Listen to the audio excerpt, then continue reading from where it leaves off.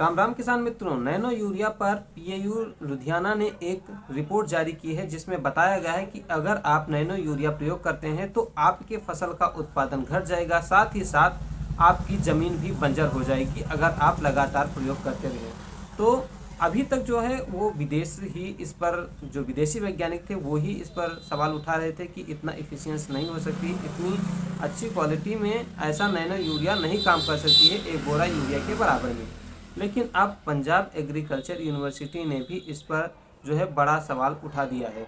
इससे पहले भी हमारे देश के कई वैज्ञानिकों ने जो है इस पर सवाल उठाया था, लेकिन उन्हें जो है प्रोपोगेंडा बता करके कि आत्मनिर्भरता ना आए देश में, ऐसा कुछ कह करके इसे बंद कर दिया गया था। लेकिन पंजाब एग्रीकल्चर यूनिवर्सिटी लुधियाना, जिसके बारे में हम सभी जानते हैं, हर किसान जानता है, यह एक वो कृषि विज्ञान केंद्र है जिसमें आए दिन नए नए हमें खोज देखने के लिए मिलती है। आज ऐसी ऐसी प्रजातियां गेहूं में आ चुकी हैं जो 96 क्विंटल प्रति हेक्टेयर का उत्पादन देने वाली क्षमता रखती हैं। ऐसी ऐसी प्रजातियों को खोज करने वाली पंजाब एग्रीकल्चर यूनिवर्सिटी ने जब सवाल उठाया है तो बात जाहिर सी है कि नैनो यूरिया में खोट तो है, जिसे सरकार और ये सहकारी समितियाँ जो हैं वो छुपा रही हैं और किसानों को अंधेरे में रख करके जबरन ढकेल रही हैं नैनो यूरिया, जिससे मुझे तो नहीं लगता है कि कोई किसान इसे आवश्यक रूप से खरीदता भी है।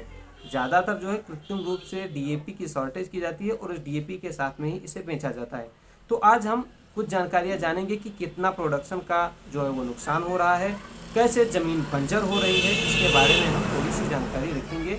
इससे पहले आपको बता दें कि पंजाब एग्रीकल्चर यूनिवर्सिटी लुधियाना ने इस पर 2 साल निरंतर काम किया है। उसके बाद में जा करके 7 जनवरी 2024 को अपनी रिपोर्ट प्रस्तुत की है।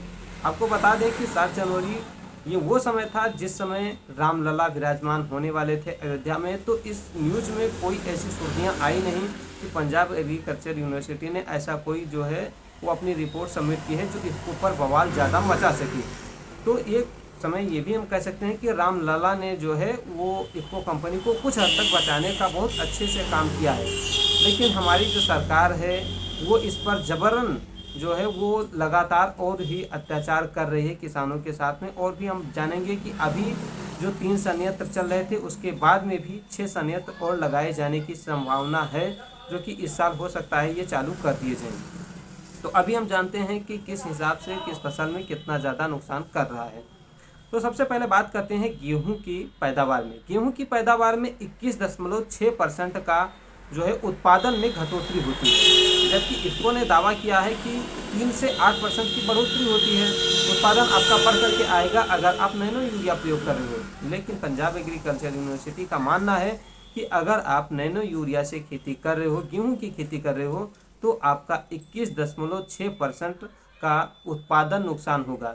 21.6% का मतलब हो जाता है 1 क्विंटल में 21 किलो 600 ग्राम। इस हिसाब से अगर आंकड़े जैसा आपका उत्पादन है ऐसा आप पकड़ करके समझ सकते हैं कि 1 एकड़ में कितना ज़्यादा नुकसान जो है वो देखने के लिए किसान को मिलेगा। हमारे हिसाब से तो देखा जाए जो हमारे यहाँ का एवरेज उत्पादन आता है उसके हिसाब से 4 क्विंटल 32 किलो से लेकर के 5 क्विंटल 40 किलो का नुकसान हो सकता है गेहूं के पैदावार में।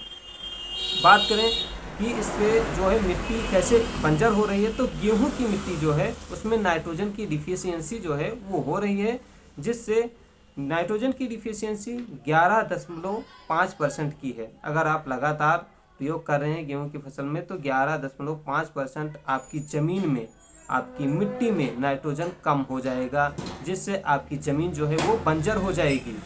अब बात करते हैं चावल, जो कि बहुत ही बड़े लेवल पर खेती की जाती है और लगभग किसान जो है नैनो यूरिया तो ज़बरदस्ती प्रयोग करना ही पड़ता है, तो बहुत बड़ी रूप में खेती भी की जाती है। और चावल के प्रोडक्शन पर 13% की कमी देखने के लिए मिल रही है।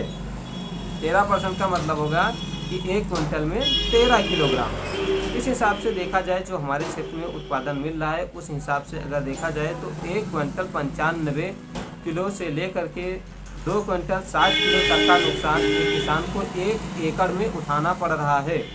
अब आपके यहाँ जो उत्पादन मिलता हो उसे आप गुणा भाग करके देख सकते हैं कि कितना ज़्यादा आपको नुकसान उठाना पड़ रहा है। साथ ही जिस खेत में आप धान लगा रहे हैं उसमें नाइट्रोजन की कमी 17% की हो रही है।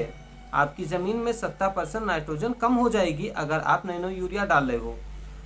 तो इस तरीके से जो है ज़मीन वो बंजर हो रही है, क्योंकि ज़मीन में जो भी सूक्ष्म जीव हैं या भी जो फसल अवशेष बचते हैं उन्हें डिकम्पोज करने के लिए नाइट्रोजन सबसे ज़्यादा आवश्यक होता है। अगर नाइट्रोजन नहीं मिलता है तो ज़मीन की नाइट्रोजन वो कीड़े लेते हैं, लेकिन जब ज़मीन में ही नाइट्रोजन नहीं होगा तो डिकम्पोज भी नहीं कर पाएंगे। ऐसे में बंजरता जो है, ऊसरता जो है वो काफ़ी ज़्यादा हद तक बढ़ जाएगी। इफ्को नैनो यूरिया जो है वो जून 2021 में लॉन्च हुई थी। अभी तक के हिसाब से अगर देखा जाए तो रसायन एवं उर्वरक मंत्रालय के मुताबिक 30 नवंबर 2023 तक 6 करोड़ 76 लाख बोतलें इफ्को ने बेची है। बेची नहीं है, ज़बरदस्ती किसानों को थोपी है, क्योंकि किसान कोई खरीदता तो नहीं है। मेरी जानकारी में तो कोई ऐसा किसान है ही नहीं जो इफ्को की जो बोतल है नैनो यूरिया वो खरीद रहा है। और ऐसा मैं लगभग क्षेत्रों में मानता हूँ कि कोई किसान खरीदता नहीं, उसे ज़बरदस्ती थोपी जाती है। तो 6 करोड़ 76 लाख बोतलें इफ्को ने अब तक किसानों को जबरन प्रयोग करवाई है, जबरन थोपी है। इसके अलावा 17 करोड़ बोतल की क्षमता बनाने वाली 3 कंपनियां भी लगाई गई हैं। कलोलपुर, फूलपुर और आंवला में ये 3 संयंत्र लगाए गए हैं। और अभी मार्च में नई अपडेट आई है कि इफ्को अपने इस प्रोडक्शन को बढ़ाने के लिए 6 और संयंत्र लगाने जा रहा है, जिससे अधिक मात्रा में इफ्को नैनो यूरिया का उत्पादन किया जा सके। और जो है सही बात तो है कि किसानों की ज़मीन को बंजर किया जा सके, किसानों के उत्पादन को कम किया जा सके। मेन मोटिव तो यही होगा, क्योंकि इसके बारे में इफ्को ने कोई अभी तक सफाई नहीं दी है। अब डिटेल वीडियो बना ही रहे हैं, देर से बना रहे हैं। तो एक बात मैं आपको बता दूं कि 26 जनवरी 2024 को इसके जो इफ्को के इस समय एमडी हैं उदय शंकर अवस्थी, उन्होंने एक घोषणा ये भी लॉन्च की थी कि हम इफ्को नैनो यूरिया प्लस लाने जा रहे हैं, जिसमें 6 गुना ज़्यादा नाइट्रोजन पाई जाएगी। अगर 6 गुना ज़्यादा नाइट्रोजन, यानी अभी जो नैनो यूरिया पाई जा रही है उसमें 4% नाइट्रोजन देखने के लिए हमें मिल रही थी, अगर 6 गुना बढ़ती है तो 24% हो जाएगी, जो कि काफ़ी ज़्यादा अच्छी होती है। एक आम यूरिया जो हम फोरे वाली प्रयोग करते हैं उसका भी लगभग वैज्ञानिकों के हिसाब से ही देखा जाए तो लगभग 18 से 19% ही जो नाइट्रोजन है वो पौधों को मिल पाता है अवेलेबल फॉर्म में। बाकी कुछ ज़मीन में फिक्स हो जाता है, कुछ लीचिंग हो जाता है, कुछ वेपोराइजेशन हो जाता है। तो इस हिसाब से ख़त्म होकर के कुल मिला करके 18 से 19 लगभग 20% तक मान सकते हैं। वैसे मानना यह है कि 19% तक नाइट्रोजन जो है वो पौधे को मिलती है। अगर 24% यानी जो नैनो यूरिया प्लस लाने की बात करें, अगर ये प्रोडक्ट लाते हैं तो बहुत अच्छी बात है और उसका स्वागत है हमें। लेकिन अगर इसी तरीके से 4% वाली नैनो यूरिया जबरन ढकेली जा रही है तो ये बहुत बुरा है और किसानों के साथ एक मजाक है, खिलवाड़ है उसके उत्पादन के साथ। और बाकी तो आप देख रहे हैं कि एमएसपी पर कैसा बवाल इस समय उठाई है। और अभी मैंने एक पोल भी जनरेट किया है, तो उसे जा करके जैसे इफ्को पर बड़ा स्कैम किया हुआ है इस समय, या और भी कुछ ऐसे सवाल दिए गए हैं, तो उसे जा करके आप पोल कीजिए। जिस पर आपकी ज़्यादा पोल होंगे उसी को वीडियो को मैं लाने की कोशिश करूंगा। अभी 2 दिन हुए हैं और चौथे दिन बाद हम वीडियो लाने की कोशिश करेंगे। तो आज के लिए इतना ही, और ऐसी ही वीडियो मैं बराबर आपके लिए लेकर के आता रहता हूं। तो अभी अगर आपने हमारे चैनल को सब्सक्राइब नहीं किया है तो सब्सक्राइब करके बेल आइकन को प्रेस जरूर कर लीजिएगा। मिलते हैं अगली वीडियो में। जय हिंद, राम राम।